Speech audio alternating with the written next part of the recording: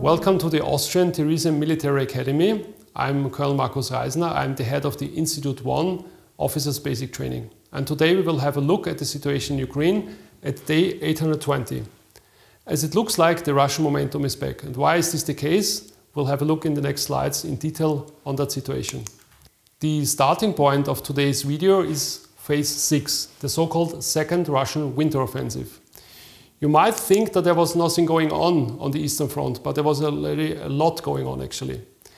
We thought during the last months that the Russians tried to attack the Ukrainian positions along the whole front line, which spreads over a distance of 1,200 kilometers. It was clearly visible that the momentum went to the Russian side during the last months. There was only one area where the Ukrainians were able to attack the Russians, and by using unmanned, uncrewed sea systems, the Ukrainian side managed to force the Russian fleet to withdraw direction east. To give you an idea what it looked like to attack from the Russian side Ukrainian positions, we would like to show you a video. In the video you can see a mixture of different weapon systems. You can see mines, artillery including cluster ammunition, first-person view drones and anti-tank weapons.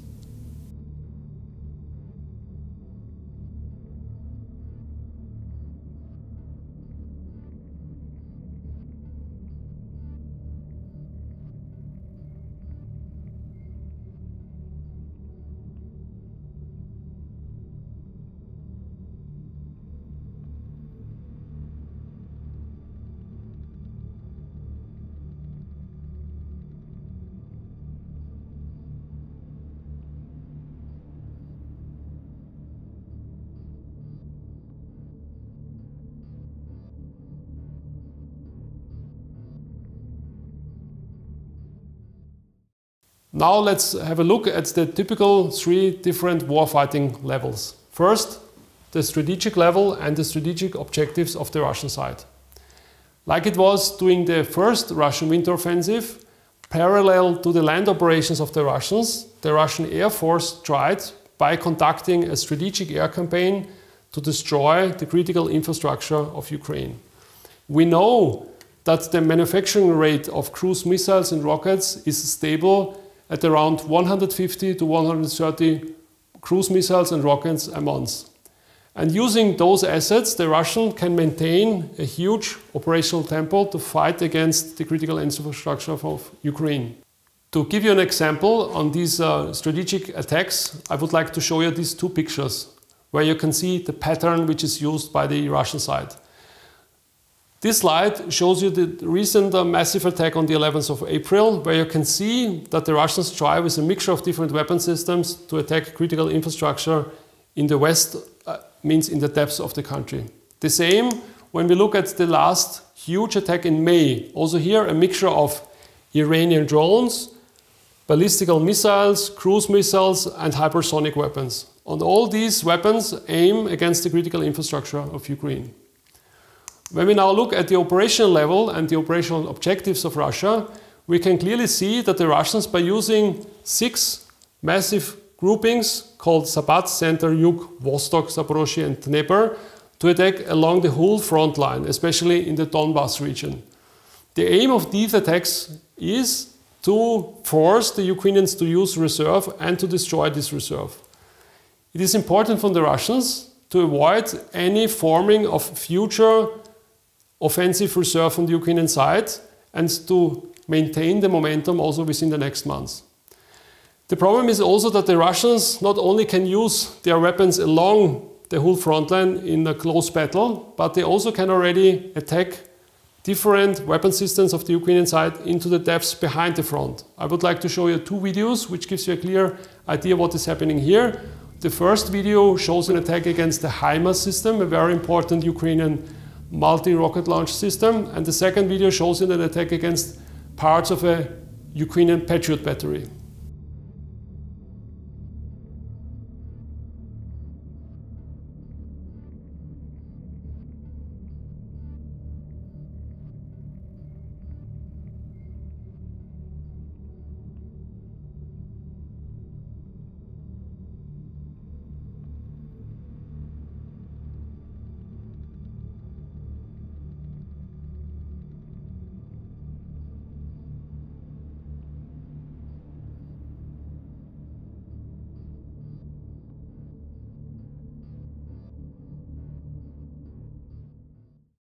The last level, which is important, is the tactical level. So we have to have a look at the tactical objectives of this level. Here we can see that the Russians try, by using different means, to attack the Ukrainians along the whole front line. These different means are already quite sophisticated, like the use of Lancet kamikaze drones behind the front lines, or of heavy bombs against the strong points along the front lines. Bombs of the type of UMPK with a weight of 1,500 up to 3,000 kilograms. Also here we would like to show you a video of different Lancet strikes against Ukrainian targets.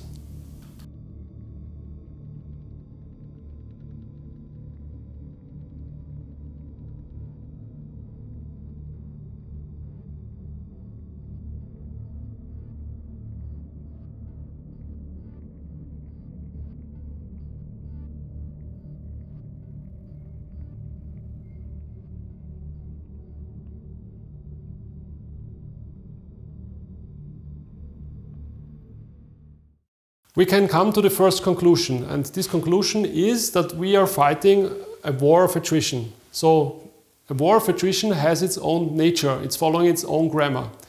It's resources orientated and not orientated related to terrain. So it's very important to understand that in a war of attrition, it's important to have enough resources to fight a long war. I give you one example, and this is artillery. What we can see is that in the main attack areas, the Russians are already using 10,000 artillery shells a day, while the Ukrainians only have about 2,000. In close battle, the Ukrainians try to use first-person view drones to repel the Russian attacks, but they don't have any means to attack the Russian artillery, because those drones only have a limited range of up to 5, sometimes 10 kilometers, while the artillery is positioned in distances at least of 20 kilometers, even higher. And that means, without these artillery shells, the Ukrainians have the problem that they cannot attack the groupings of the Russian side of the artillery, and those Russian artillery groupings are fighting against the Ukrainians, which are outnumbered. Also here we would like to show you a video. In that video you can see the massive use of Russian multi-launch rocket systems in the region of Biloforivka, which is to the east of Siversk.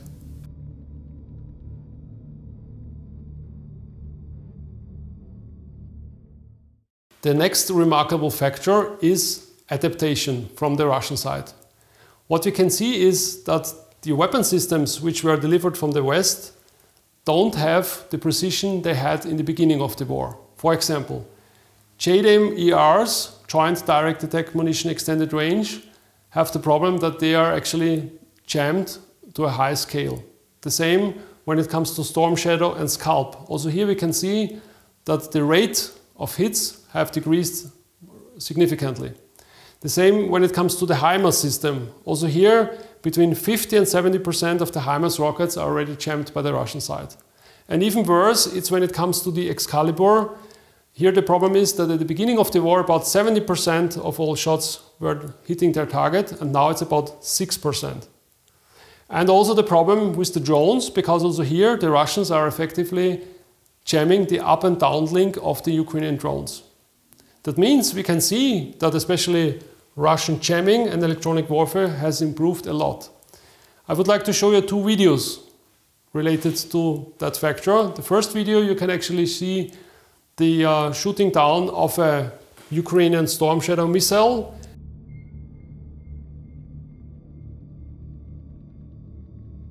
And the second video shows you another Storm Shadow missile which was found on the ground and which is more or less in detail examined by the Russian side.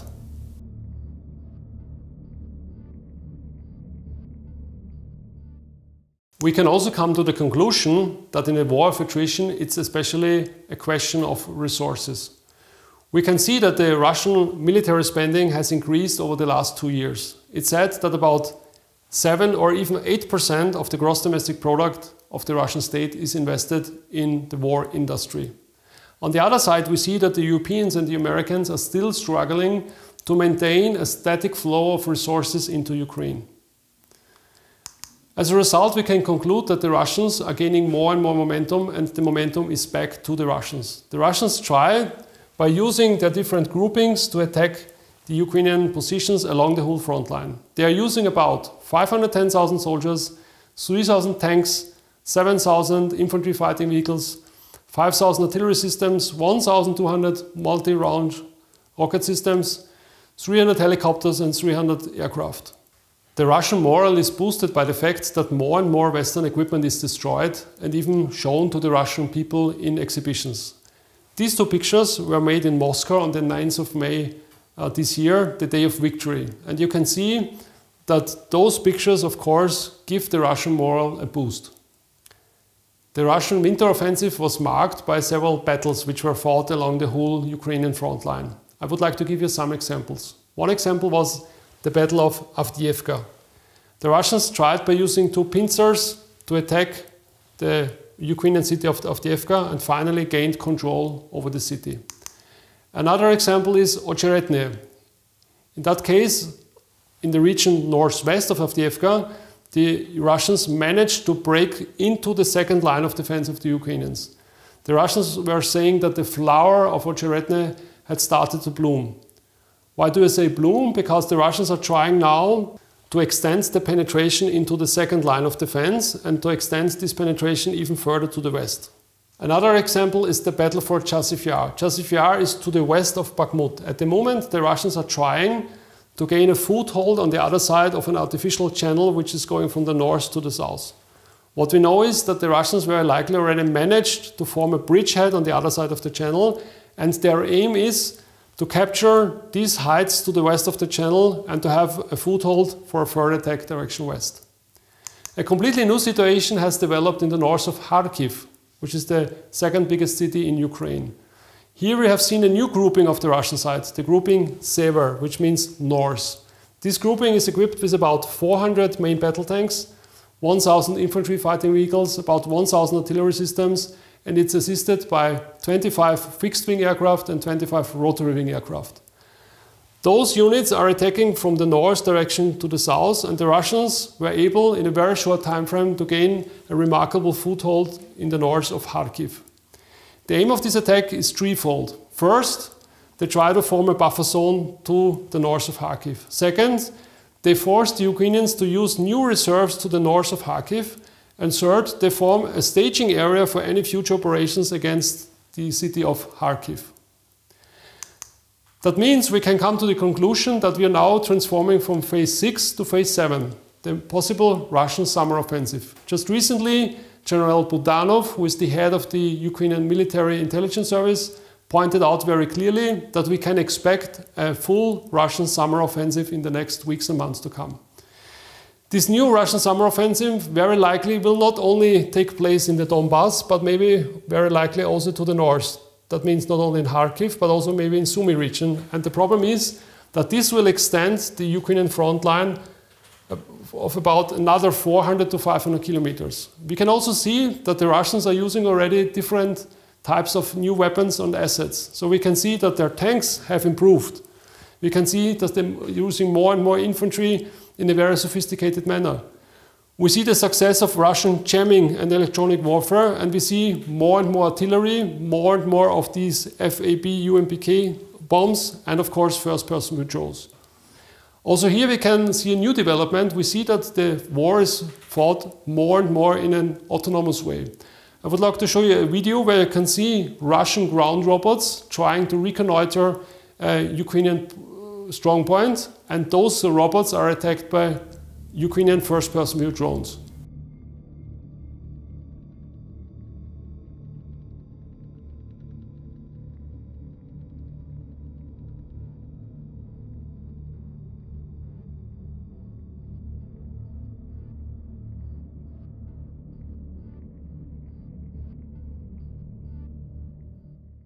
So while the Ukrainians are struggling to get their resources to the front to fight this war of attrition, it is obvious that the Allies struggle to assist the Ukrainians. One good example is the United States. It looks like that the United States have a global strategy and they try to make sure that it is not escalating on a global level. I'll give you two examples. First, obviously the Americans don't like that the Ukrainians try to attack Russian targets in the deeps of the country, because this might increase the price of certain goods on the oil market.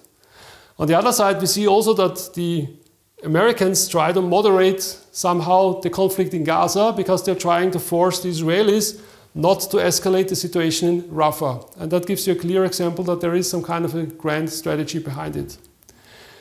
The elephant in the room, of course, is also the question, what about all these nuclear weapons we see especially in the Russian arsenals? And we know today that in 2022 it was already maybe very close to a possible use of tactical nuclear weapons, because at that time when there was the fight of the Russians in the bridgehead of Kherson, especially American intelligence services thought that there will be the use of nuclear weapons from the Russian side. And it was the case that with the help of Indian and Chinese negotiations, it was possible to calm down the situation. But when we look in detail into the information domain, we can see that the Russians are trying to play with us. They try to spread fear because they show us that they have these assets available in their arsenals. Therefore, we would like to show you a video of the launch of an intercontinental ballistic missile from the Russian type Topol. And this is a clear indicator that the Russians try to spread fear in the information domain. And when it comes to fear, it's always a bad advisor when it comes to decisions you have to make on the battlefield.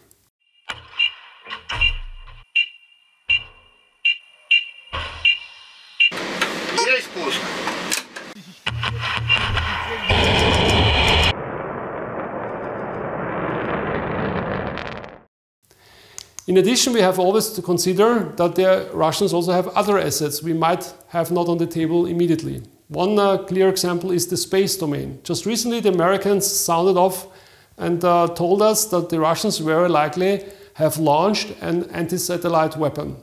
And that gives you a clear indication that the Russians, of course, in addition to the assets they have in the land war in Ukraine, have further assets, especially in different other domains, like I have explained before, in the space domain. So the question is, what's about the allies? So we see that the Americans and the Europeans are delivering sophisticated weapon systems.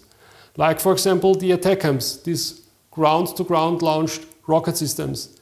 And of course, they are used and they have success. I would like to show you a video where you can see the use of such systems against an ammunition depot fully equipped with UMPK bombs. And you can see that those strikes have a devastating effect.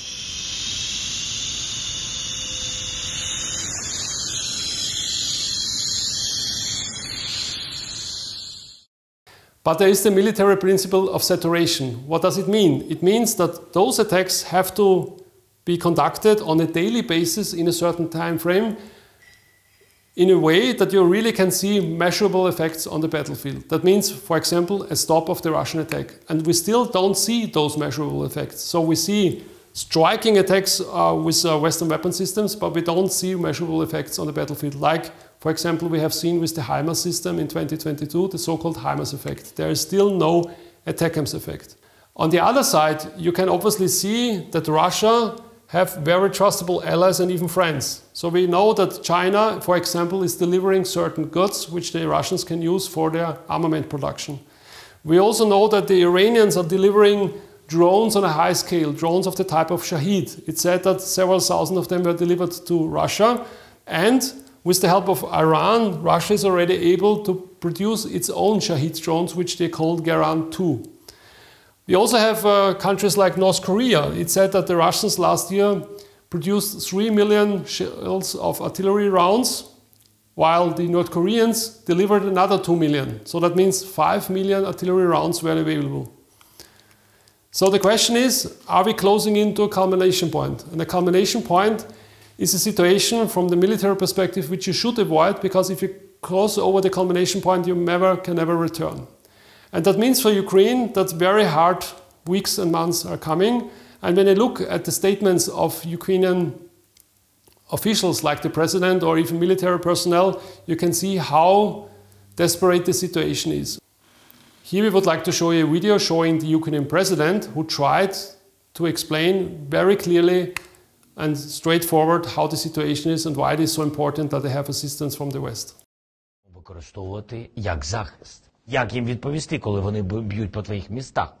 І їх далекобійність така, тому що вони стоять в найближчих селах до кордону України з Росії звідти б'ють, знаючи, що ми бити не будемо, знаючи, що вони прикриваються цивільним населенням, бо розташування їх зброї серед цивільного населення Російської Федерації.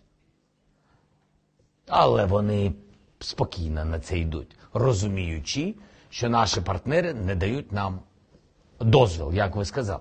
І тут, коли ми говоримо про ATACMS, або ми говоримо про хаймарси, або ми говоримо про артилерійський снаряд, або ми говоримо про відповідні ракети, Storm Shadow, скальпи тощо, ми не маємо дозволу бити по території Російської Федерації, по їх військовим розташуванням, штабам тощо.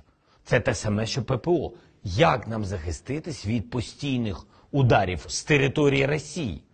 За 100 кілометрів до точки в Україні або до кордону України вони б'ють ракетами з російської території.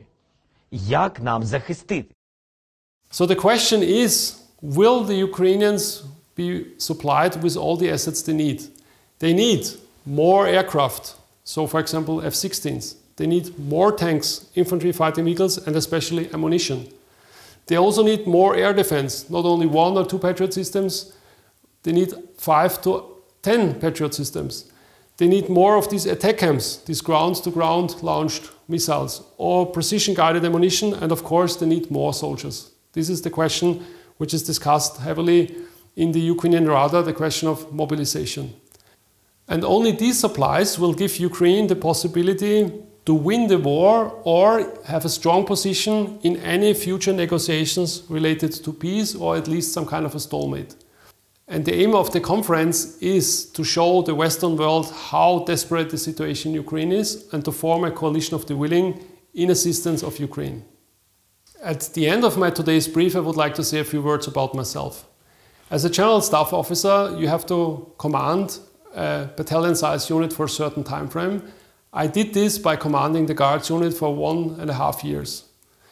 This is now concluded and I have returned to the Austrian Military Academy, where I'm heading now the Institute on Officers Basic Training, which is a very, very important task because it's now on us to train the future officers of the Austrian Armed Forces, young men and women, and to make sure that they have a clear understanding on the future of war and how the battlefield is changing.